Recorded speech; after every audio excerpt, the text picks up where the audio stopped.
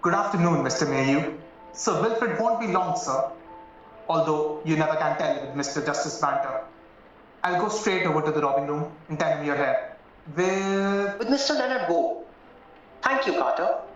I'm afraid our appointment was at rather short notice, but in this case time is rather urgent. Oh, and how's the lumbago? I only feel it when the wind's in the east. Thank you for remembering, Mr. Mayhew. Sit down, Mr. Bowl. Thanks. I'd rather walk about. This sort of thing makes you feel a bit jumpy. Yes, very probably. What I mean is, I can't believe it's me this is happening to. I keep thinking, perhaps it's all a dream. Built up presently. Yeah, I suppose one might feel like that. What I mean is, it seems so silly. Silly, Mr. Bowl? Well, yes. I mean, I've always been a friendly sort of chap. Get on with people and all that. I mean, I'm not the sort of fellow that does anything violent. But I suppose it will be alright, won't it? I mean, you don't get convicted for things you haven't done in this country, do you? Our English judicial system is, in my opinion, the finest in the world. Of course. There was that case of, what was his name? Adolf Beck. I read he'd been in prison for years. And they found out it was another chap called Smith. And they gave him a free pardon there. That's the thing that seems odd to me. Giving you a pardon for something you haven't done? Well, it is a necessary legal term. Well, it doesn't seem right to me. The important thing was that Beck was set at liberty. Yes, it was all right for him. But if it had been murder now, wouldn't have been too late? He would have been hanged. Now, Mr. Wu, there is really no need to take a morbid point of view. I'm sorry, sir. But you see, in a way, I'm rather getting the wind up. Well, try and keep calm. Sir Wilfred Roberts will be here presently, and I want you to tell your story to him exactly as you told it to me. Yes, sir. But meantime, perhaps, we could fill out a little more of a detail. Background? You are at present, I understand, out of a job? Yes, but I've got a few pounds put by.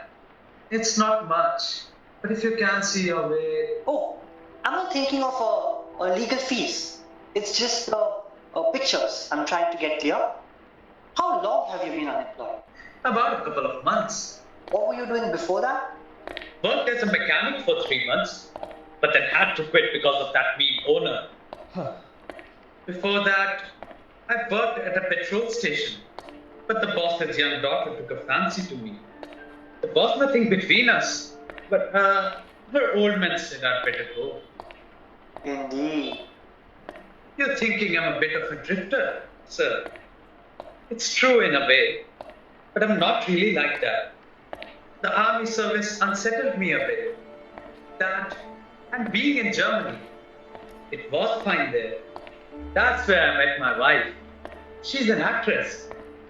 Since I've come back to this country, can't seem to settle down properly. I like working on cars and thinking out new gadgets for them. That's interesting, that is. And you see... Hello, John. Ah, Wilfred. Carter told you I was in court. Banter really surpassed himself. And this is Mr. Wool? This is Leonard Wu. How do you do, sir? How do you do, Wool? Won't you sit down? How's the family, John? Just fine. Did you win your case, Wilfred? Yes, I'm glad to say. It always gives you satisfaction to beat Myers, doesn't it? It gives me satisfaction to beat anyone, But especially Myers. especially Myers. He's an irritating gentleman. He always seems to bring out the worst in me. Well, that appears to be mutual. I see you have irritated him a lot too. You hardly ever let him finish his sentence. He irritates me because of that mannerism of his. It's his habit of adjusting his wig so much that distracts me, and secondly, he will call me Robards. Robots! But he's a very able advocate. If only he'd remember not to ask leading questions when he knows damn well he shouldn't. But let's get down to business. Yes, I brought Mr. Ward here because I am anxious for you to hear his story exactly as he told it to me. There is some urgency in the matter, it seems. Oh, My wife thinks I'm going to be arrested. And she is much cleverer than I am, so she may be right. let us check for what? Well, for murder. It's the case of Miss Emily French, an old lady who used to live alone with her elderly housekeeper in Hampstead. She was found dead on the night of October the 14th. The housekeeper found the place broken into and her mistress murdered. When she returned later that night, that is right, Mr. Leonard? That's right. It's quite an ordinary sort of thing to happen nowadays. Read in the newspaper. I also read that the police was suspecting me because I paid a visit to her earlier that evening. So yeah, of course I went along to the police station and they asked me a lot of questions. Did they caution you? I don't quite know. I mean, they said would I like to make a statement. They'd write it down and it might be used in court. Is that cautioning me? Oh well, can't we help now? Anyway, it sounded damn silly to me. I told them all I could, and they were very polite and seemed quite satisfied and all that. When I got home and told Romaine about it, my wife that is, that she got the wind up, she seemed to think that they'd get a hold of the idea that I might have done it. So I thought perhaps I ought to get hold of a solicitor. So I came along to you. I thought you'd be able to tell me what I ought to do about it. You knew Miss French well. Oh yes, she'd been frightfully kind to me. Actually, it was a bit of bore sometimes. She positively fussed over me, but she meant it very well. I also really got fond of her, and when I saw in the paper that she'd been killed, I was awfully upset. Tell Sir Wilfrid, just as you told me, how it was you came to make Miss French's acquaintance? Well, it was one day in Oxford Street. I saw Miss French crossing the road carrying a lot of parcels. Suddenly she dropped them in the middle of the street, tried to get hold of them again, and found a bus almost on top of her. Just managed to get to the curb safely. Well, I just recovered her parcels from the street, wiped some of the mud off them, and generally soothed the old dear down. You know the sort of thing. And she was grateful. Oh yes, she seemed very grateful. Thanked me a lot and all that. Anyone would think I'd saved her life instead of her parcels. So there was actually no question of your having saved her life. Oh no, nothing heroic. I never expected to see her again. Cigarette? No thanks, sir. Never do. But by an extraordinary coincidence, 2 days later, I happened to be sitting behind her in the theatre. She looked around and recognized me, and we began to talk. And in the end, she asked me to come and see her. And you went. Yes, she'd urged me to name a day specially, and it seemed rather churlish to refuse. So I said I'd go on the following Saturday. And you went to her house in... Hampstead. Yes. What did you know about her when you first went to the house? Well, only what she told me. That she lived alone and hadn't very many friends. Something of that kind. She lived with only a housekeeper. That's right. She had 8 cats though. 8 of them. The house was beautifully furnished and all that. But it smelled a bit of cat. And had you reason to believe that she was well off? Well, she talked as though she was. And you, yourself? Oh, I'm practically stony broke and have been for a long time. Unfortunate. Yes, it is rather. Oh, you mean people will say I was sucking up to her for her money? Well, I shouldn't have put it quite like that. But in a sense, yes. That is possibly what people might say. It isn't really true, you know. As a matter of fact, I was sorry for her. I thought she was lonely. I was brought up by an old aunt, my Aunt Betsy, and I like old ladies. You say old ladies. Do you know what age Miss French was? Well, I didn't know, but I read it in the newspaper after she was murdered. She was 56. 56? You consider that old, Mr. Wool? But I should doubt if Miss Emily French considered herself old. But you can't call it a chicken, can you? Well, let us go on. You went to see Miss French fairly frequently. Yes, I should say once, twice a week perhaps. Did you take your wife with you? No, no, I didn't. Why didn't you? Well, frankly, I don't think it would have gone down very well with Miss French. Go on. You see, she got rather fond of me. You mean she fell in love with you? Oh, good Lord. No, nothing of that kind. Just sort of pampered me, that sort of thing. You see, Mr. Wool, I have no doubt part of the police case against you. If there is a case against you, which as yet we have no definite reason to suppose, will be why did you, young, good looking, married, devote so much of her time to an elderly woman with whom you could hardly have very much in common?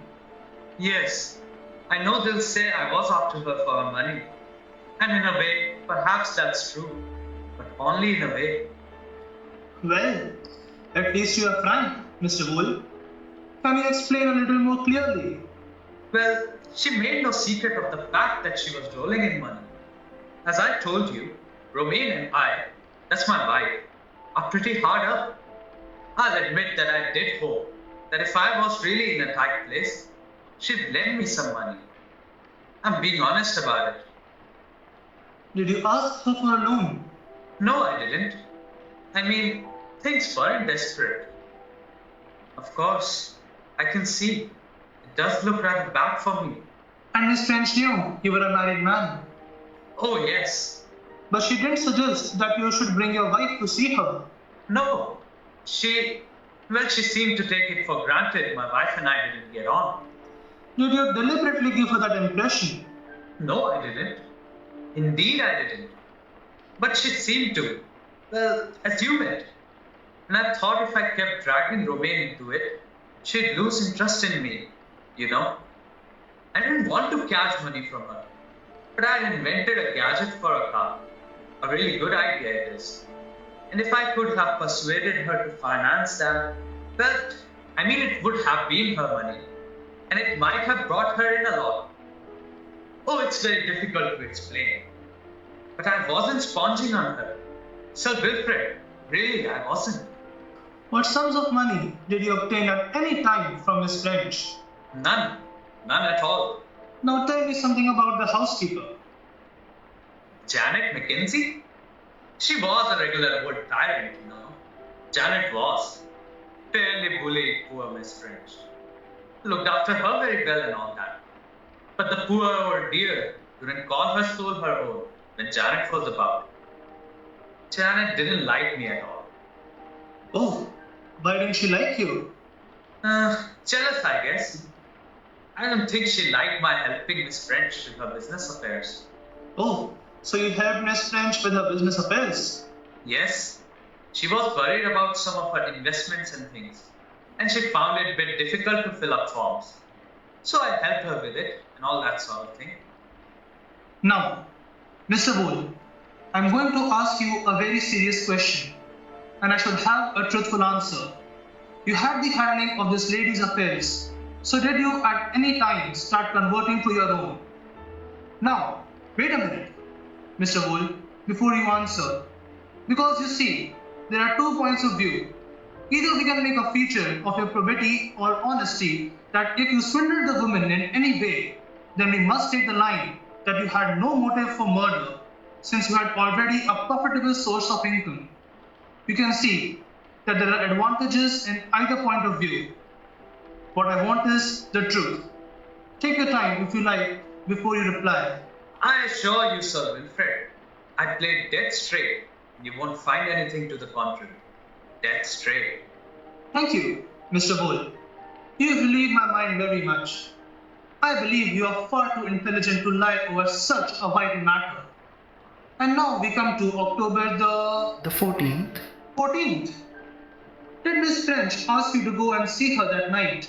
No, she didn't, as a matter of fact. But I'd come across a new kind of gadget, and I thought she'd like it. So I slipped up there that evening and got there about 7:45. It was Janet Mackenzie's night out, and I knew she'd be alone and might be rather lonely. It was Janet Mackenzie's night out, and you knew the fact? Oh, yes, I knew Janet always went out on a Friday. That's not quite so good. Oh, why not? It seems very natural that I would choose that evening to go and see her. Please, go on, Mr. Wool. Well, I got there at 7:45. She'd finished her supper, but I had a cup of coffee with her, and we played a game of double demon. Then at 9 o'clock, I said good night to her and went home. You told me the housekeeper said she came home that evening earlier than usual? Yes, the police told me she came back for something she had forgotten, and she heard, or she says she heard, somebody talking with Miss French. Well, whoever it wasn't me. Can you prove that, Mr. Wool? Yes, of course I can prove it. I was at home again with my wife by then. That's what the police kept asking me, where I was at 9:30. In fact, I can remember quite well that I had gone straight home to Romaine, and we hadn't gone out again. You live in a flat. Yes, we've got a tiny masonette over a shop behind Euston Station. Did anybody see you returning to the flat? I don't suppose so. Why should they? It might be an advantage if they had. But surely they don't think. I mean, if she were really killed at 9:30, my wife's evidence is all I need, isn't it? And your wife will definitely say that you were at home at that time. Of course she will. You're very fond of your wife. And is she fond of you? Romaine is absolutely devoted to me. She is the most devoted wife any man could have. I see. You are happily married. Couldn't be happier. Romaine's wonderful. Absolutely wonderful. I would like you to know her, Mr. Mayor. I think it would be advisable for us to have a meeting with your wife. You mean have a regular roundtable conference? I wonder, Mr. Wu, if you are taking this business quite seriously enough? I am. Really. But it seems, well, it seems so much like a bad dream. That it should be happening to me? Murder? It's a thing you read about in books and newspapers. But you can't believe it's a thing that could ever happen to you. I suppose that's why I keep trying to make a joke out of it. But it isn't a joke, really. No, I'm afraid it's not a joke. But it's all right, isn't it? Because if they think Miss French was killed at 9:30 and I was at home with Romaine. How did you go home? By bus or underground? I walked. It took me about 25 minutes, but it was a fine night. A bit windy. Did you see anyone that you knew on the way? No, but does it matter? Romaine. The evidence of a devoted wife, unsupported by any other evidence, may not be completely convincing, Mr. Wool. You mean they think Romaine would tell a lie on my account? It has been known, Mr. Wool. Oh, I'm sure she would too. Only in this case. She won't be telling a lie. It really is so. You do believe me, don't you? Yes, I believe you, Mr. Wool. But it's not me you will have to convince. You are aware, are you not, that Miss French left a will leaving you all her money? Left all her money to me? You're joking. I'm not joking. It's in tonight's evening paper. Well, I can hardly believe it. You knew nothing about it. Absolutely nothing. She never said a word. You're quite sure of that, Mr. Wu? Absolutely sure. I'm very grateful to her. Yet, in a way, I rather wish now that she hadn't. I mean it. It's a bit unfortunate as things are. Isn't it, sir? It supplies you with a very adequate motive. That is, if you knew about it, which you say you did. Miss French never talked to you about making a will. She said to Janet once, You're afraid I shall make my will again. But that was nothing to do with me. I mean, it was just a bit of dust-up between them. Do you really think they are going to arrest me? I think you must prepare yourself, Mr. Vole, for that eventuality. You will do the best you can for me, won't you, sir? You may be rest assured, my dear Mr. Vole, that I will do everything in my power to help you. Don't worry. Leave everything in my hands. You'll look after Romaine, won't you? I mean, she'll be in an awful state.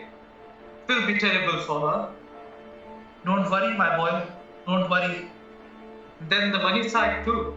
That worries me. I've got a few quid, but it's not much. Perhaps I oughtn't to have asked you to do anything for me. I think we shall be able to put up adequate defense. The court provides for these cases, you know. I can't believe that. I, Leonard Vole, may be standing in a dock saying not guilty. People staring at me. I can't see why they don't think it was a burglar. I mean, apparently the windows was forced and smashed, and a lot of things were strewn around. So the papers said. I mean, it seems much more probable. The police must have some good reason for not thinking that it was a burglary. Well, it seems to me. Yes, Carter? Excuse me, sir. There are two gentlemen here, asking to see Mr. Vole. The police? Yes, sir. Alright, John. I'll go and talk to them. My God, is this it? I'm afraid it may be, my boy. Now, take it easy. Don't lose heart. Make no further statements. Leave it all to us. But how did they know I'm here? It seems probable that they have had a man watching you. Then they really do suspect me. I am sorry to trouble you, sir. This is Mr. Vole. Is your name Leonard Vole? Yes. I am Detective Inspector Hurd. I have a warrant for arrest on the charge of murdering Emily French on October 14. I must warn you that anything you say may be taken down and used as evidence. Okay, I'm ready. Good afternoon, Inspector Hearn. My name is Mayhew. I am representing Mr. Vole. Good afternoon, Mr. Mayhew. That's quite alright. We'll take him along and charge him now. Hope we haven't inconvenienced you, Sir Wilfred. I'm never inconvenienced. I must say, John, that young man is in a much worse mess than he seems to think. He certainly is. How does he strike you? Extraordinarily naive, yet in some ways quite shrewd. Intelligent, I should say, but he certainly doesn't realize the danger of his position. I think he's innocent. What about you? I have no idea. On the whole, I should say not. But I've never heard a weaker story. The only evidence in his favor seems to be his wife's. And who's going to believe a wife? It has been known to happen. She's a foreigner too. 9 out of the 12 in a jury box believe a foreigner is lying anyway. She'll be emotional and upset and won't understand what the prosecuting counsel says to her. Still, we shall have to interview her. You'll see, she'll have hysterics all over my chambers. Perhaps you'd prefer not to accept the brief? Who says I won't accept it? Just because I point out that the boy has an absolute powerful story to tell. But a true one. It must be a true one. It couldn't be so idiotic if it wasn't true. Put all the facts down in black and white and the whole act, you realize that the whole thing could have happened just as he said. Damn it, I had the equivalent of an Aunt Betsy. I loved her dearly. The whole thing is utterly damning. And yet, when you talk to the boy and he blurts out these damning facts, you can't help but believe him. He's got a good personality, I think. Sympathetic. Yes, he ought to go down well with the jury. That cuts no ice with the judge, though. And he's the sort of chap who might get rattled easily in the box, too. A lot depends on this girl. Come in. Yes, Carter. What is it? Mrs. Vole is here to see you, sir. Mrs. Vo. Bring Mrs. Vole in. Mrs. Vole? My dear Mrs. Vo.